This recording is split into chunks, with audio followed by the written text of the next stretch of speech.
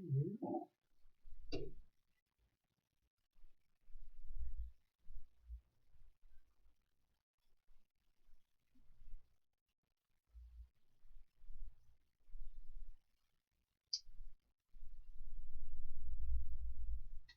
afternoon and welcome to the Council. I'm your host, Charlie Pichello, and boy, oh boy, folks, we have an amazing guest with us today on the show. So thrilled that all of you are tuning in from where you are around the world. Thank you for tuning in every week or every other Friday to the Council here for our shows and the people that we have on, and it's because of you that we have this show. We are being listened to by people from all over the world. In 40 different countries, and it is an honor and truly a blessing to be able to be here. So thank you for tuning in, and I just want to make sure that everybody knows as well that I have a book out. It's called Meditations with Masters of the Axial Age. This is a book that I wrote when I was finishing up my master's work, and I was so inspired by the great spiritual masters, philosophical teachers, and prophets, and other people who were trying to understand the depth of their own soul. They were trying to get a grasp of what is the nature of suffering and why do people suffer? Is there a point to it? Is suffering a prerequisite to enlightenment? How do we heal ourselves from the traumas and the violence that we have witnessed or been a part of or even participated in?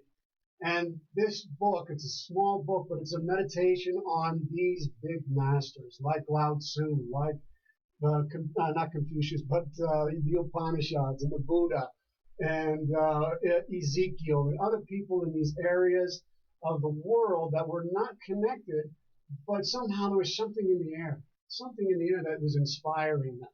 And they were coming to virtually the same conclusions. And so you look at great people from Greece and India and Asia and Israel as they're moving into this understanding of this deep connection to their soul. I consider it a self-help book for the soul. And it's working where you understand the teachings, you get into the meditations, and then you answer the questions afterwards to help you connect. Because a teacher can only lead you to your soul, but you have to do the work. So this is what it is, Meditations with Masters of the Axial Age. The holidays are coming up. Please check it out. You can buy it on Amazon. You can buy it at storebookbaby.com, and as well as Barnes & Noble. So many other places. You can get it in paperback as well as an ebook. So check it out, Meditations with Masters of the Axial Age. Today we're going to be focusing on rhythm and movement and dance and how we're able to get in touch with our bodies and being able to get grounded in. Can we really feel ourselves? Do we know if we're really in our bodies or not? And Maya Angelou says that everything in the universe has a rhythm. Everything dances. And that includes you. That includes every one of you who's tuning in and listening and watching. And for the first time I got into movement, I've always loved to move and dance. And I used to swing dance years ago and loved it. And I did salsa dancing. And I just always have really been involved in the sense of there's something that happens to me whenever I hear music. And I think music is one of those languages that crosses barriers and crosses cultures. It just touches us in a very deep and profound way. And when I was suffering from my trauma, when I was suffering from my PTSD, and it was so debilitating and to the point where I couldn't even function.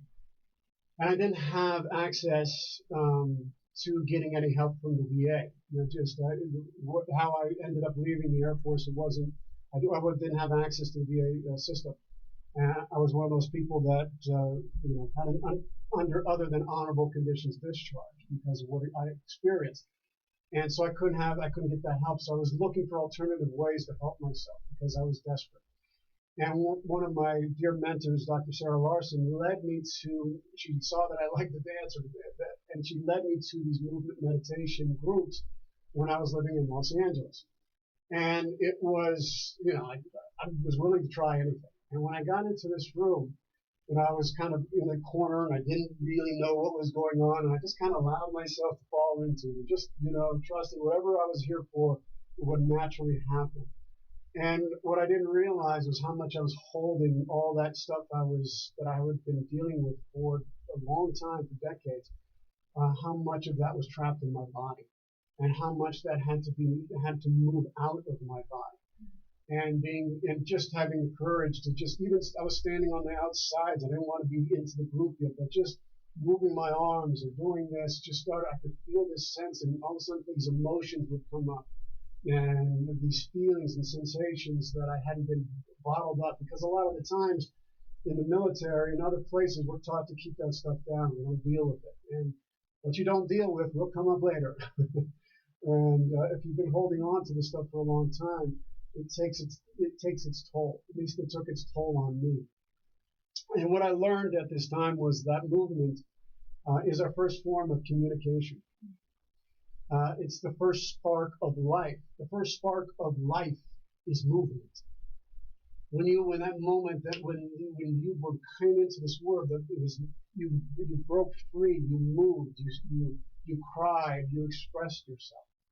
And so, as I became more and more in tune with this and started exploring it, I started feeling better.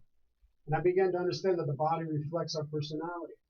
And you can notice that just if somebody's slouching over, it's like they've got all of the weight of the world on their shoulders. Or if somebody's standing tall and they're open and they feel this. And so movement doesn't lie. And you can just move into any shape, any gesture, and the body is going to reflect what's going on in that inner landscape of the individual. And so with every gesture, if we're paying attention to what the feeling is behind it, it's a thought, it's an emotion, it's an attitude, it's a memory. And then when we can move through that, when we can dance through that, we reveal the truth in that moment of our inner life, and it has an opportunity to finally be released. And so it's through the dance that inner self comes out, that our voice comes out. And so I'm so happy to introduce you to my guest today, because she is one of the premier experts in the field around the world. And it's such a treat to have her here. Her name is Amber Ryan. She is a co-founder, along with Kate Shella of 360 Emergence, an embodiment of a modality that facilitates healing and transformation for the individual and collective. She was a student of the late Gabriel Roth and taught Roth's 5 Rhythms practice for 10 years. Amber has led groups at the Omega Institute, Esther Perel's Sessions Live, Eileen Fisher's Learning Lab, Lead with Love Conscious Business Summit, and many more offerings. A mouthful there. You did it. On the international stage. And she's an expert in the body, mind, heart connection, and encourages people to come into close contact with their life's purpose. She believes the swiftest way to connect to innate truth and wholeness is to quiet down, move the body, and listen. Her website is www.the360emergence.com. That's THE360emergence.com. Well, welcome to the show, Amber. Wow, it's such a pleasure to be here, and thank you for that amazing introduction. Not only for me, but your connection to movement and your story. So thank you for sharing that with us. I just realized from my experience how important it was. I was one of those people that didn't believe in it, so I wasn't really attuned to it at that time, and it had such an amazing, powerful effect. Amber, how long have you been doing this for? Just share a little bit about. Where do we start? Some of my earliest memories was of dancing. I always had this inspiration, as you said, music always grabbed me from the very beginning. And so as a young child, I was dancing, I was moving in rhythm and doing it my way. You know, I tried when I was young, I tried out dance classes and I always wanted to do it my way, you know. But eventually, the dance, the learned dance, the where you put your foot in the pirouettes and all of that came into my life really strongly. And I became a competitive dancer. And through all of that, I started to get injuries in my body. And that is how, in a roundabout way, I found myself into the movement meditation modality. My body had started to give very strong signals that it wasn't going to be able to sustain as a professional dancer. So I went into avenues like you did with the theater, learning how to not only articulate through my body, because that was very natural to me, but learning to articulate through my voice was a big challenge for me, because movement absolutely is my first language. And so as the injuries started to come, I started to focus more on the theatrics, and I loved classical theater, Shakespearean, because it really challenged my vocabulary. That kind of theater challenges, as I can see you nodding, it challenges. I love Shakespeare. Oh it's my amazing, gosh. right? Yes. I mean, what a brilliant mind, an artist. He was incredible. Absolutely. Yeah. So what ended up happening was the universe, God, whatever you call it, was giving me very strong messages. And I was also so good at being a dancer that I kept booking jobs and doing shows as a dancer. And there was a certain point in my life where I can just honestly say I was a complete mess. I had developed an eating disorder. I had a limp during the day. I was on crutches during the days that I could do shows at night, and very, very physical shows. And it was during that time, I can't remember exactly how it happened, but it was during that time that I started to understand the mind-body connection. And so while I was on those crutches during the day, I would meditate, and I would start to stream golden light energy from my mind into my ankle. And so that's when I started to get a glimpse of that. I gained enough wisdom and courage to break contract with the next shows that were going to come in order to go back to really focus on my acting, to get off the foot, to heal. And then, of course, went to school, Florida State University, an amazing part of my growth in education, got cast as a dancer, and broke my leg the night before that show opened, walking to my car. And for me, that was, it was the universe telling me, look, I've told you a few times, you haven't been able to listen, so I'm going to gift you with this so that you can really understand that your path is going to be different. And it wasn't too long after that that my vocal acting teacher, Lucinda Holshoe, handed me Gabrielle Roth's book. And when I opened that book and started to read who she was and what her experience was and how many similarities there were in her story to mine, how much I resonated with that, for the first time in my life, I thought, this one is going to be my teacher. And so not long after that, I moved to Los Angeles to become a famous actress. Right, what we all do. That's what we do. What we do. I know that story. And then that summer, I had the opportunity to meet her, and she saw me. She was a seer, and she saw me, and she said, "Come to New York and do theater with me there." And I was 24. What else was I going to do? I dropped everything and moved to be with the master there. And I knew I wanted that close proximity because I knew instinctually that this was my path. It's amazing. And, I think it's so many people, when we go out to Los Angeles, we want to, become that big star, that big actor or actress, we're going to be this. And all of a sudden we meet those people in our lives that change us, that, there's such a powerful thing when you meet, like I met a master teacher, his name was Eugene Lazarev. He was a master acting teacher. He came from the Moscow Arts Theater. And he was a real, true, he passed away just a couple of years ago, but he was a true authority and the guardian of the art. And he taught me so much more, because I was in the, ego mind, and, narcissistic mind, or whatever it was. And he really taught me how to get in touch with my own creative nature, to trust my own, whatever that is. Throw the words out, forget what the words are saying, it's you. find me and help me so much in being able to connect with people. Because in my experiences in the military and in other things, the traumas that I had experienced had separated me from people. It had disconnected me from, connection. And so theater gave that to me, helped me get back in touch with being able to commune with someone. Did you have those similar experiences as well, being in the theater? What gifts did the theater give you?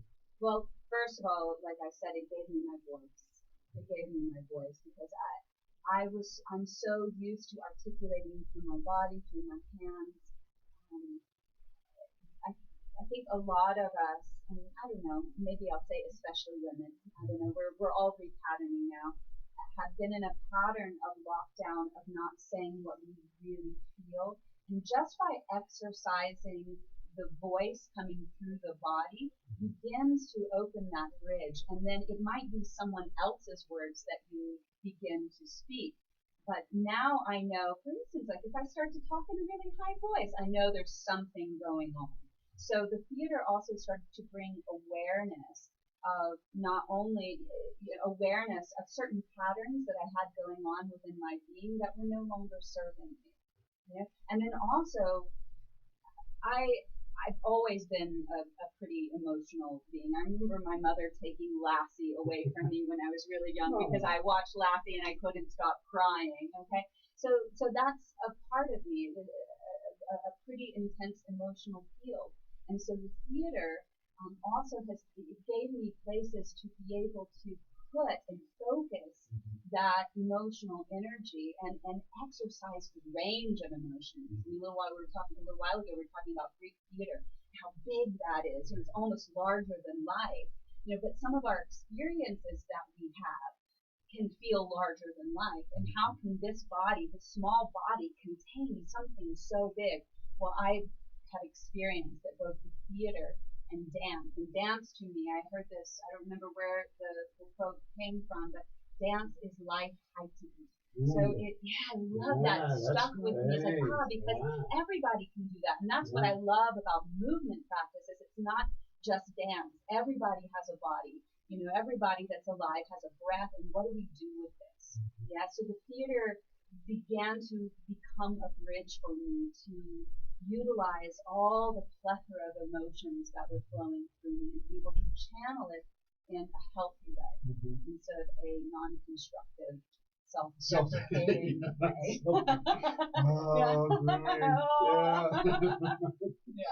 and it's I just think that people when getting in touch with your body is such an interesting. When you got to study with Gabrielle Roth, she was a phenomenal teacher. She was an author, she was a philosopher, she was a dancer, she was a recording artist, and and she's best known for creating this 5 rhythms movement practice.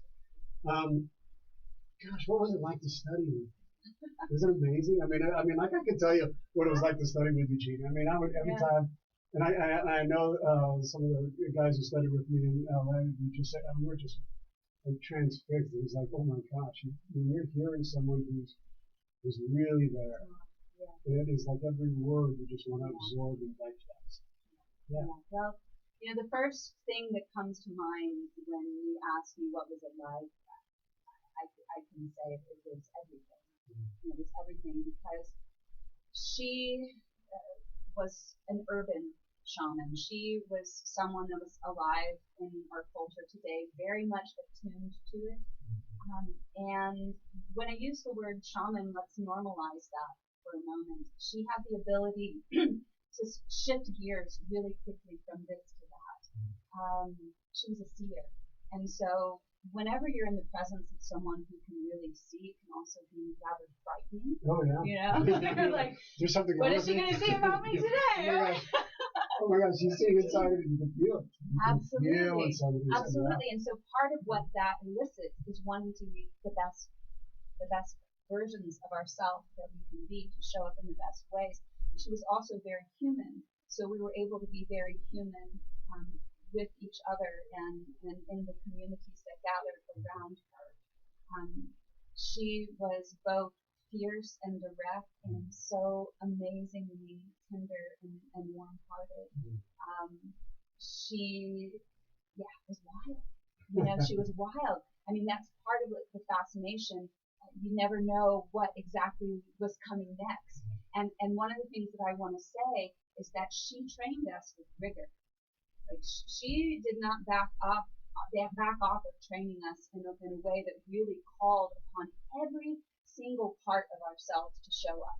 Because I believe that's what this life requires of us, is to show up as best as we can, given the circumstances that we're under. And we all have a lot of different circumstances. But she really, in a physical way, I mean, sometimes when I teach in the way that she taught, I see people today like kind of dropping like flies. I'm like, come on, Right. And that's part of what we're doing in the 360 right now, is really inviting that rigor, really inviting people's stamina, and of course in a way that's really honoring of each individual, because we all have our own individual journeys, and it's really important in these types of practices that everyone really takes care of their own bodies in the process. But that rigor is something that I've missed since she's been gone. She passed away 7 years ago, and it was a big grieving. It's been a big grieving period for those that had the opportunity to learn with her. So it was everything. And you're honoring her by moving it forward, by taking what she gave you and pushing it forward and helping people to show up, helping people to get back into themselves and honor. I think one of the biggest dilemmas in our culture today is for people to know they're enough. To know that you, just as you are enough. And I think we are so bombarded just by our lifestyle, what we place a priority on, and that we're always having to compete. And, if we don't get exactly what we want, we think that is a reflection on us. And I think it's such a big, important thing to be able to help people know that you're enough just as you are. You don't have to try to be anybody but you. There's only one you in all the universe. There's only one you on this planet. Only you can be you. And helping people to get back into that power. Because if you don't have your power, I don't have. I don't have it. But you're finding helping people to do that. And I think it's important for those of you who are tuning in to understand what this 5 rhythms is. Could you kind of just briefly help us out a little bit? Yeah, I'd love to honor my teacher and my root system in that way. And, quite simply, 5 rhythms, very simple. There's 5 of them, And before I named them, just to preface saying that each of these rhythms are not only found within each individual, some of those rhythms are quieter within us, and some of them are more dominant. And part of the practice is to kind of uncover and discover which ones are dominant, and start to bring the other ones in so that we have more agility in our lives to kind of shape shift with whatever is needed in the moment. And so those rhythms that are found within us, and part of Gabrielle's brilliance is that they're found everywhere. They are part of our natural world. And, for us to really be supported more and more by our natural world as we become amazingly so tech heavy, is also an important part of our healing. And so as I call out these words, you'll start to notice that some of them are very musical terms. And then some of them are also, you can just feel the sense of nature holding us in them. And so the first one is flowing. In each of these rhythms, they have a pure form to them, a pure form and embodiment to them. They also have a shadow attached to them as well. So there's flowing. The shadow would be resistance, which we all know about resistance. I don't know what you don't know what I'm talking about, right? I don't know resistance. What's that? What is that? I don't know what you're talking about. Don't do that. Right. Okay. And so the second one is right. We'll just keep moving on. We'll maybe come back to that. The second one is staccato, which is more rhythmically of a percussive, expressive energy. And then the kind of underbelly, the shadow side of that would be rigidity. rigidity, which I know neither of us know anything Never about. know anything about that. Never, Rigidity? you know? We're just What? right? Rigidity? I'm not rigid. Right? And then one word, which, you know, I love working with kids too. Kids get this next word like this, and that is chaos. Chaos. We all know what chaos. We are living in a time of chaos, and so we all have access to that rhythm, just whether it's a part of our own natural way of being or we see it outside, and we see a lot of the shadow of chaos as well, which is, I think there's two. It's either the completely out of control or being so controlled that we can't surrender. Ooh, yeah. Yeah. I mean, being able to, because there's so much chaos, and not finding any order in that chaos, you'll end up doing everything you possibly can to control every single thing. Right. And then the body, as you already said, the body doesn't lie. So when you see someone who's walking around the jaw and fists and a really contracted sense of being, it's like, how can we just take a few breaths and shake that out a little bit, you know? So yeah, chaos. We know something about that. And I want to just say about chaos, not to give it a bad rap, chaos is the most creative of the energies. You know, some of the most creative minds in the world operate from that place, but there's a way, as you said, there's a way of organizing that chaos so that it doesn't become overwhelming. Okay? The fourth rhythm that came through Gabrielle as far as articulating it is the rhythm of lyrical. The shadow of lyrical is where the addictions come from. You know, it's like repetitive habits that turn around the corner into more darkness or challenge. It's also the rhythm where, you know, things start to space out and not really be here, and so that's also shadow lyrical. Can people get stuck there? Because this can feel so good that you're just like, wow, this is, because it's like you're intoxicated by that. Right? Absolutely. I mean, we've all heard the phrase "Maui Wowie," right? It's kind of that kind of thing, just always being consumed and immaculate, not actually being here, not actually being present. And sometimes a lot of stories get painted in that realm. A lot of stories of rising and God, it's just there's not a lot of presence in the shadow. It's floating off, string of balloons. And then really the medicine of our times is stillness, because there is so much chaos. And so how do we, when we look at nature's palette, why a lot of people, especially in this part of the world, in Colorado, love to hike, love to, be by the water, love to just get out in nature and breathe the fresh air, because there's a reflection of that stillness all around us, unless we're having the 20th snowstorm in about 5 seconds. We've had a lot of snow. We've had a lot of snow. Gosh. We've had a lot of snow. We've had a lot of snow. There's a lot of stories there. We won't go into them. Yeah, and then the very fascinating thing about the shadow of stillness, which I think a lot of us can relate to, is that place of becoming numb. That place of numb, of there's been so much stimulation that I can't let anything else in, and then also nothing goes out. So I think that's a place where a lot of us in our culture, when we say the word numb, we know what that means to a certain extent. If we don't experience that ourselves, we can certainly take a scope around the people that are around us and maybe see some examples there. Well, I think that's so fascinating. And I think when people are actually, sometimes, whenever you hear somebody say, I feel numb, I'm just numb right here. And that is the shadow expression of what's going on, because in the stillness you find so much power, you find this deep divine connection, you find a part of yourself that just opens up.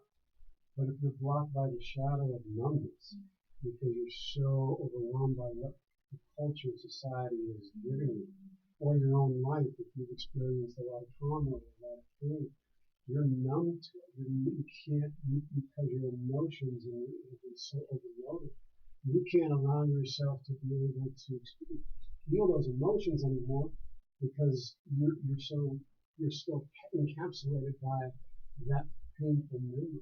It's like the processing system's overloaded. Yeah.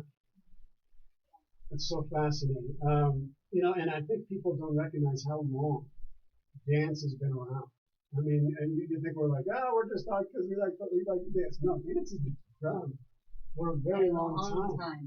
In ritualistic ways, yeah. in ceremonial ways. And I think that's part of what the work that we've been doing.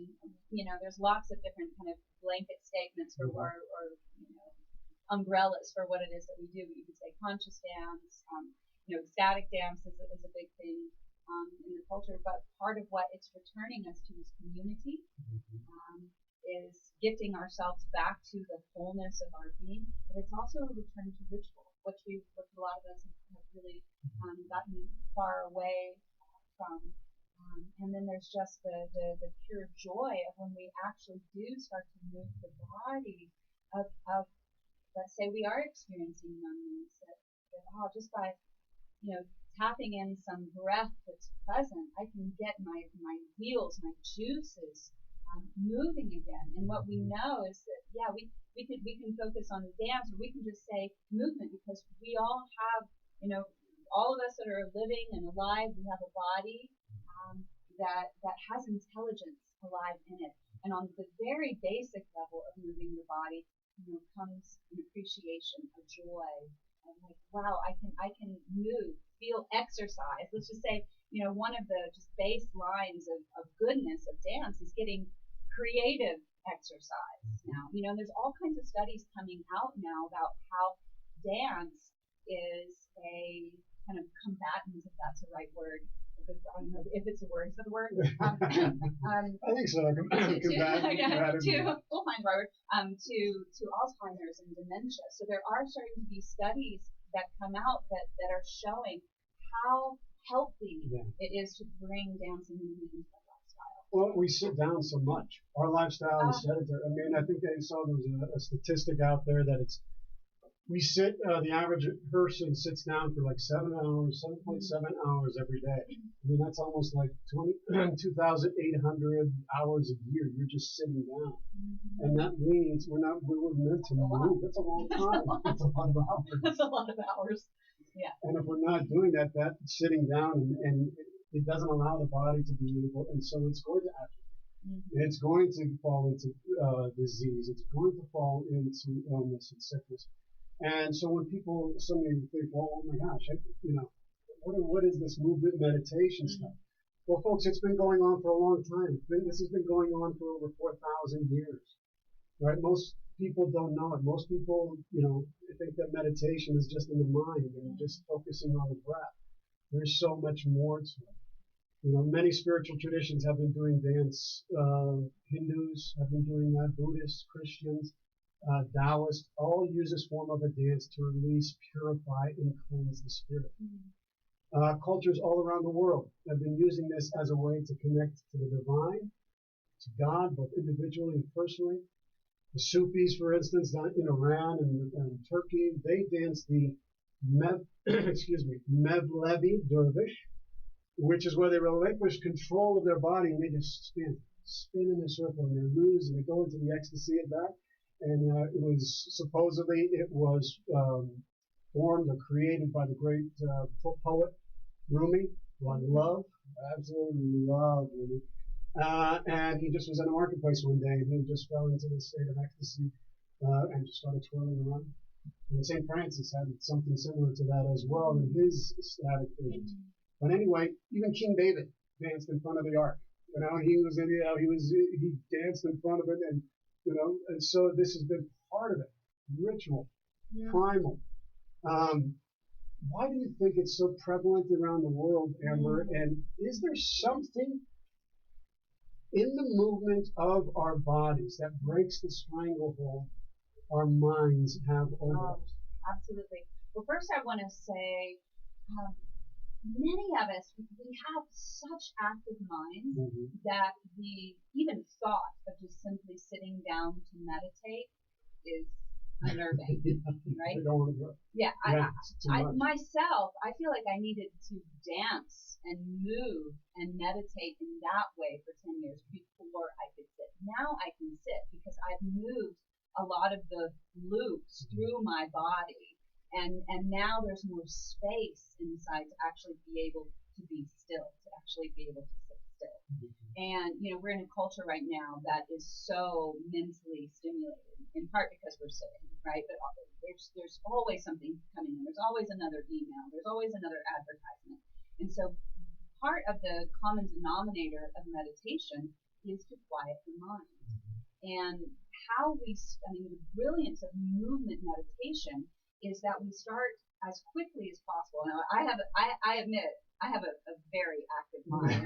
So, what is that saying? You teach what you need to learn. So I have an extremely active mind. And so, through my years of practice with Gabrielle, one of the things that I noticed is that I need to make that mind-body connection right after I connect to the breath. So for me, I learned through my own practice, if I don't start with the breath, first of all, nothing's going to happen because the breath is the vehicle for transformation. The breath is the vehicle for change.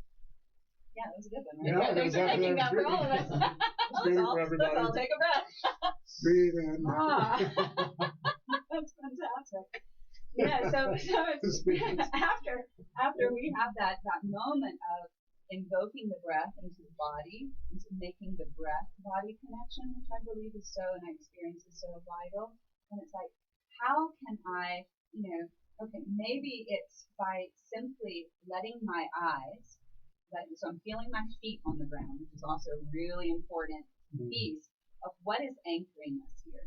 Especially, and I know we're going to get into this, especially when we start to talk about people who've had extreme trauma, what are the anchors that allow us to even take that deep breath in a way that feels safe and okay? Because a lot of times, not only does the body not lie, the breath doesn't lie. So a lot of us breathe very shallowly as a protection mechanism. And so for someone that hasn't moved or breathed in this way, just coming into the breath for the first time, that can be enough as a starting point. So let's say after that breath gets dropped in, and I'm in a moment where maybe I am a little bit nervous to start moving this part of my body, because why? My heart's here. Well, the center of my emotional field is here. So if I start moving that right away, it might catapult me into an experience that I might not be ready for yet. Okay? But now let's say we have the breath going. How can I, in a simple way, just start to move my hands in the space around me and start to pay attention to that.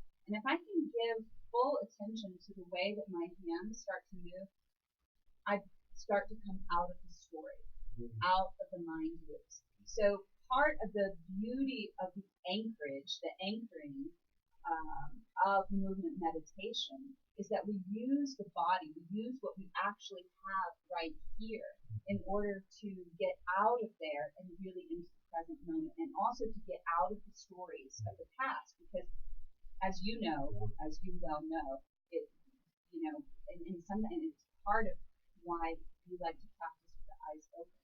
Because when we close the eyes, there's a whole beautiful way. Yeah, we close the eyes, we can sometimes, many times, feel the internal landscape and with more ease, but also those are the places where we can see a flash come through more quickly. And so we practice with our eyes open. We practice only going as fast, as deep as it is that we can bring ourselves back in a moment if we need to. We can talk more about that. But the moment I just start to put attention on different parts of my body, all of that starts to quiet down. And then the mind-body connection starts to come in. And it's so important for people who are so trapped in their minds to understand that when you're able to do those movements, it shifts from your different parts of your brain start to light up, and it gets more into the right hemisphere of the brain. And a lot of us who have experienced any kind of trauma are, trauma survivors. A lot of people who listen to the show are trauma survivors. It's veterans out there, there's a lot, child abuse, domestic violence, and there's so much stress on their bodies, and it's very difficult for them to start feeling safe in their own bodies. And they're so trapped in the stories, and it recycles, and it keeps going over and over again. And brain is on this high beta brainwave frequency, which keeps it locked, and you're on this emergency mode, and you're zeroed in, and you're trying to make sense of what happened, and why it happened, and when it happened. And then all of a sudden, because your brain is that, your body starts keeping the score of that. Your body keeps the score of those traumas. And it becomes paralyzed, and you can actually become paralyzed by that experience. Your mind starts to activate these triggers in your mind, and just things that are in the environment that trigger you into thinking, and your body goes back into it because your mind doesn't know what it's experiencing, if it's real or not real, if it's imagined or actually happening. And then all of a sudden, you can't break free, and you don't know how when you're in these flashbacks. And one of the things I feel that psychotherapy is so limited is because it's so focused on the mind. It's so focused on the mind. It's not helping us to get, because the body is part of us. And that's where the trauma happened. Trauma is pre-verbal. It's before you even have the words to understand what it is that happened to you. And so, Amber, how can movement meditation assist those who experience trauma to feel safe again in their bodies? Well, I feel the most important thing to start with is one, if you're going to work in this way, which is a wonderful way. I'm working with a lot of people privately who have had a lot of trauma. And so to begin this type of work, I think it's really important to begin with someone who is skilled and can hold that space for someone. So that feels really important to name. And when I work with people that have experienced a lot of trauma, one of the first things that we start to build, because it is a series, and it shouldn't happen all in one session, right? Because the movement practice is a catalyst. It is a catalyst for change. And what's really important is that the practitioner has, what I like to say is, has their own hand on the dial. So let's say something starts to get turned up really loud, that there are some baseline rules to say, like, okay, it's getting a little intense in here. I'm going to turn down that nozzle of intensity. And so beginning to create some very basic safety exercises is very important. One of the ways that I like to work, and actually one of my students brought this to me, and because she has had experienced years of trauma, so she actually came and taught me a little bit about this. And that is the practice of tethering, of anchoring in the room. And so a lot of times I work in a home studio where I have plants and paintings and things like that. So we'll start with creating a safe space in that container.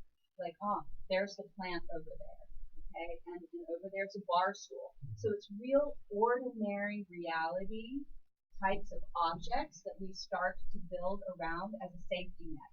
So that if the moment comes where a trauma gets triggered, first of all, if the eyes are closed, you open the eyes back up. That's the first thing.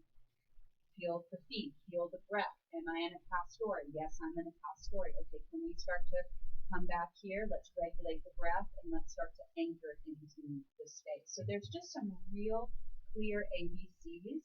Because the dance is such a catalyst, we want to be able to create that anchorage, so to speak, so that there's a sense of landing. Where if I go somewhere, where am I going to land? Okay, I'm going to land right here. My feet on the ground. Boom, boom. 1, 2. Presence in the feet. Here I am. Take a look around. Am I safe? Am I safe? That question. So we're doing it all the time. Every time we walk into a new space, whether we know it, whether we're aware of it or not, every human being is doing it. Am I safe here? Yes, no, no. Okay, what's up? Oh, yes, I am. Okay, we can continue. So just some real basic things in that way to begin. And then from there, the whole world opens. Well, it is. It's one of the key things is being able to feel safe again. And when your brain, it'll change the way your brain, trauma changes your brain. It distorts and damages the area of your brain that make you feel internally safe. I'm safe in this place. The posterior cingula, the anterior cingula, the amygdala, all those things have been changed. And so it is the process of being able to move through that, to move from where you are today and to moving into where you're going to be in the future self. and you're taking it one step, one movement, one gesture at a time. How does, and this leads me to the next question, how does this rhythmic movement bring health, healing, and transformation? And can anybody do this? Yes, that's the great thing. Anyone can do it. And, in the movement practices, and there's lots of modalities that are happening in the world, lots of different modalities. Children and elders. I had this beautiful man came to class a couple of weeks ago who just had his 80th birthday, and he was just moving around, and he just like, I hope when I'm 80 I get to move like you in all of that inspiration. So the only thing that's really required is body, which we're all listening. We're here on this planet right now. We have that, and a willingness to move. And I have worked. One of my most dear clients, if you will. When he first came to me, that's a whole story. That one of the things about his wisdom was that he came into a workshop of mine, and he walked right back out. And he knew within himself that he was way in over his head. I was teaching this workshop at a very advanced level. And then I got an email from him. And he said, I recognize your mastery. Can you help me? This is what's going on with me. And he was absolutely frozen. And little by little by little, we built these exercises. So this summer, he was actually in a group field of 30 people, having emotions in front of the group, whereas when we started, people didn't even have access to them. And so, the dedication and the commitment to go on a journey is part of it, but as far as beginning, it only takes that first step. And, it's not for everyone, but if there's a curiosity, I encourage people to follow that curiosity, wherever that curiosity is. So if something is inspiring in this to you today, like, how can I follow through? How can I follow through? And now through technology, there are so many ways. So many of us facilitators actually work online now. It's, of course, it's wonderful when you can reach out and touch someone and, all of that, but it's also accessible because we have tools like Zoom today that can support that. It's brilliant. No, it is, and I think, being able to gently, without, and that's one of the things, you're not trying to force anything to happen. You can't force anything to happen. If you're trying to force it, you're going against resistance. Isn't that whole? I don't know anything. You can't force that. Just on that, one of the beautiful things that I love about working one-on-one with people is what I'm doing and what I feel really skilled practitioners are doing in this way. We are following the body of the person that's doing the work. And so the body doesn't lie, the body will start to reveal what it's ready for. And sometimes, of course, like as teachers or facilitators, you meet someone, you can see all the places that we can go. But there is a place of needing to wait until the readiness of that individual reveals itself. And then when that happens, that safety that we were speaking of is alive in the space, and they've revealed that they're ready. And I feel that's a really important piece. If there are any facilitators that are listening, that's a really important piece to listen in to the readiness of the human that's in front of you. Absolutely. And it's, I think sometimes that people forget that they are human, that you're a thinking and feeling creature. And this goes back to Aristotle, thinking and feeling. We get so caught up in our mind, and we're not allowing ourselves to actually experience our own and being able to be guided by someone like Amber, or another facilitator who allows you the freedom to express yourself in a gentle way, where it's like you're peeling apart, you're peeling the edges of an onion. Every layer that you're moving through, as you're getting into a closer connection to yourself, to your heart. Now, Amber, I'm going to put us both on the spot. Okay? I'm putting us both on the spot because we're into this work in multi levels, but there may be people out there who don't. I know there's veterans out there that who experienced combat and stuff. PTSD, and he or she is thinks that we're just talking all this new age woo-woo stuff. Oh right? boy. Right? Yeah. Well, there comes. Woo! There it is. There's that shadow. I see it. Woo, I'm just Yeah, floating. we're rising. You're starting to float. Levitate. And there's no proof of this stuff works or anything like that. And I know a lot of them, and I've met them, and I love them, and I honor them. Mm-hmm. What could we say to them? And also, let you go first from your experience and expertise that might get them to at least consider the possibility of exploring a unique healing modality. Well, I think the best thing in that way is just make it super practical. And so much of what we do is very practical. And in the 360 emergence, a lot of what we're doing actually is just grounding and centering work. Am I sitting up in my lane, or am I slouching over? That's not woo-woo. That's just real. And we can look at each other and learn with each other. Until I would say about 2 years ago, I was standing with a slouched heart most of the time, and it was because I had a broken heart, which I know a lot of us can relate to, right?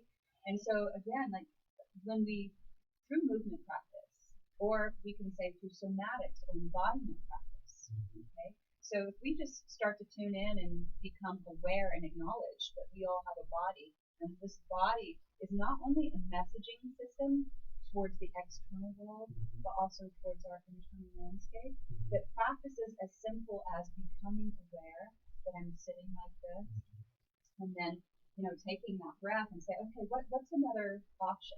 Okay, I'm going to just, let's do it. Let's do it. Can we do like a little exercise for people? Exercise. It's great. So that people can kind of get a sense that they can do real this. and it's practical. Yeah, absolutely. So you can experience. Yeah, so right there in your chair, you don't even have to stand up, but if you want to stand up because you've been sitting for however many hours already today, then you can do that. But let's just all bring our attention, actually don't even bring our attention, just let go of that too. That might even be a little too woo-woo.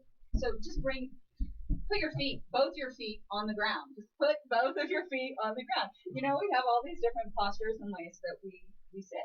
And so when I put both of my feet on the ground, then I start to feel what my spine is doing on top of those feet.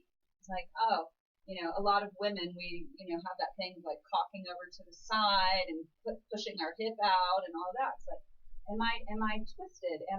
So let's just feel the part of our body that's touching the chair that we're on. So you got your feet, you've got the chair, you've got the part of your body touching the chair, and then we're going to take a breath and just let our spine lengthen up. And, as that happens, I just want to tune into two parts, or two different aspects of the physical body. One's the bones. We've got bones. And we got muscles. We got a lot of other things too. Yeah, we got bones and muscles. So we're gonna talk about bones and muscles for a moment.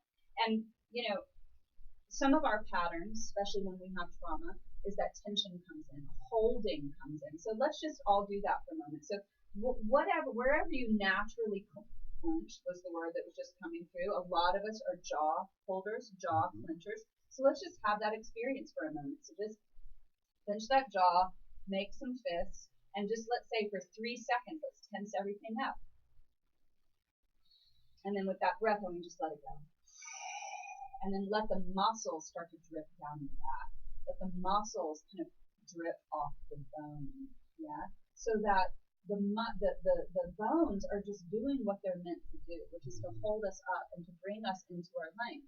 And then now I imagine some of us are already feeling, oh wow, yeah, I do slouch. I am a sloucher. And so what movement practice is practice. And so what it is that we do, we start to become aware of, wow, am I a jaw clencher? Am I walking around? I used to live in New York City, and I a lot of clenching, holding on. I was also in a not healthy relationship, and a lot of anger was coming through me, and all the past trauma. We won't get into all that right here. We don't have enough time for it. But what I started to notice was I was also walking around the city, or even getting in my bed with either full fists or a micro, what I like to call micro holds. So let's just shake our hands out, yeah, and let that jaw go loose again.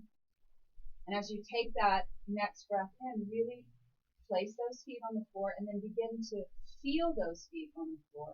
And then just let your hands relax on your lap. Now, another place that's really practical, we've been conditioned, I don't know about men, but I certainly know about women, to suck in our bellies all the time, right? I'm not, no, not so much, right? So I might be speaking more to the women in the crowd today, but let's just understand that right now, as we're sitting here, as we're being human, energy is or isn't flowing through our bodies. Okay, and there are ways that let's just all like put up our one of our shoulders for a moment. When that happens, naturally, we are blocking. Energy is being blocked from flowing through the body. So let's take a breath in. Let's be aware that that's what's happening. Take a breath in, and then again, just let the muscles relax. And then by doing that, we have more of our vital energy available to us in this present moment.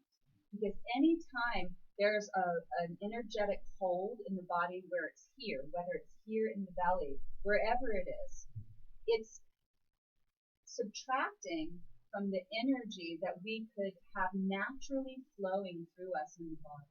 Okay? So let's just, one more piece here. We're going to go ahead and we're just layering here. So take a breath.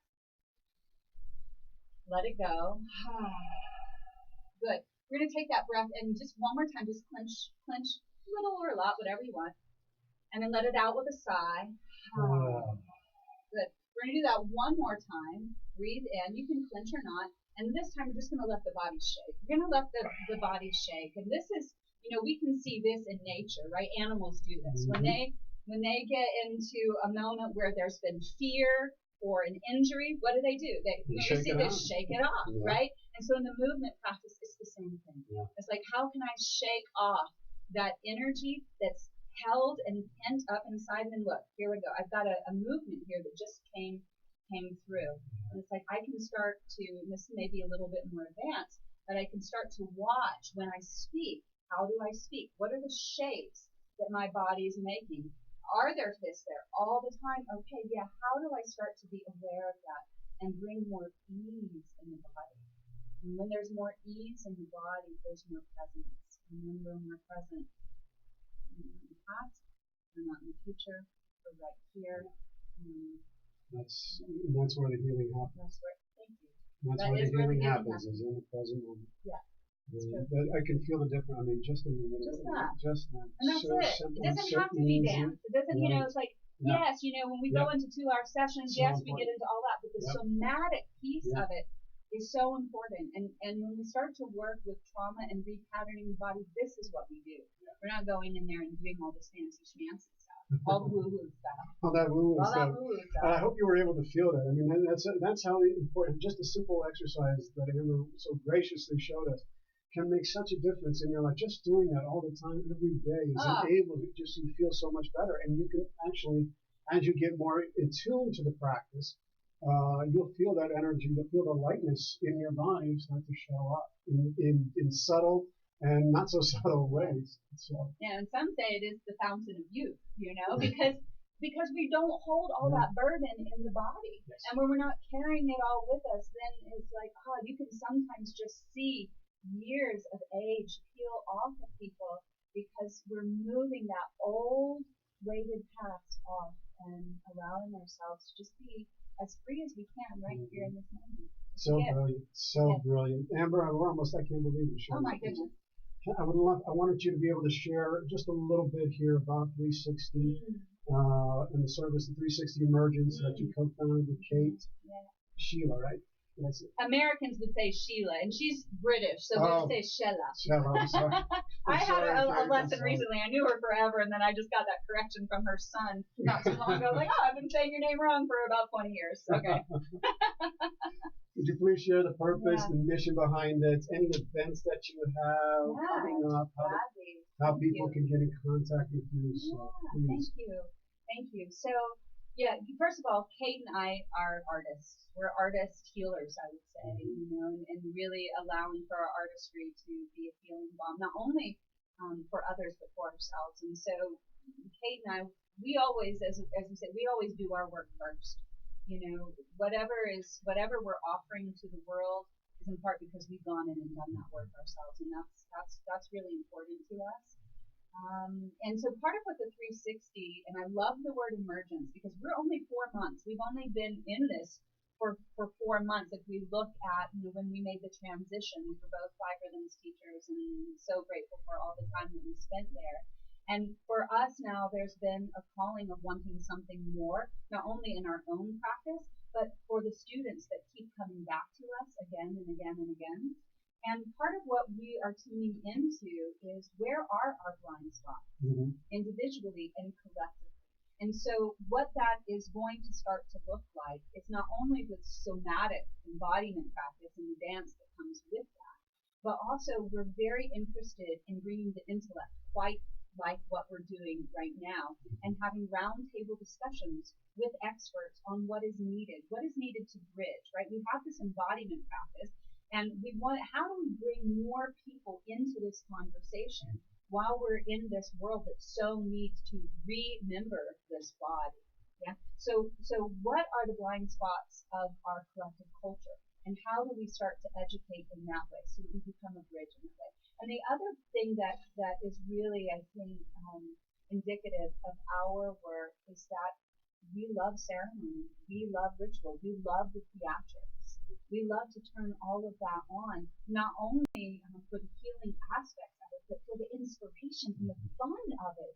It's just fun as well. And so we love to create events that are immersive with as many sensory, from visual